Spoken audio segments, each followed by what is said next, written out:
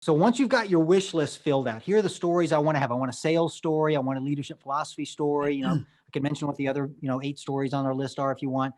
Once you know what stories you are looking for, then you go on the story hunt to find them by interviewing your peers and people. Well, then you got to sit down and craft the story. And the structure of the story is probably the most important thing.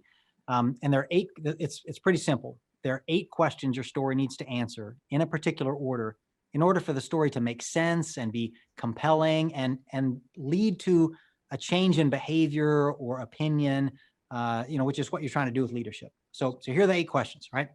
First of all, why should I bother listening to your story? You got to answer that question first. You got to give people a reason to listen to your next 2 to 3 minute story, or they might not. Okay.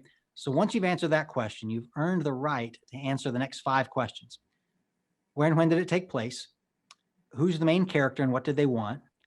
What was the problem or the opportunity that they ran into? What did they do about it? And how did it turn out in the end? Right? And that should sound like the natural flow of a story, right? Because it is the natural flow of a story. But if you're keeping track, there's 2 more questions, right? That's only 6. It didn't feel like 8. Yeah, that's right. So 7 and 8 are, what did you learn from the story? What's the lesson? And what do you think I should go do now? I, the person you're telling the story to. So that's your opportunity to make a recommendation. You need to buy my product. You need to start working harder. You need to whatever, whatever it is you're trying to get them to do. So that first question gets their attention. The next 5 questions tell the main part of the story. And the last 2 questions make sure that you accomplish your business objective with the story.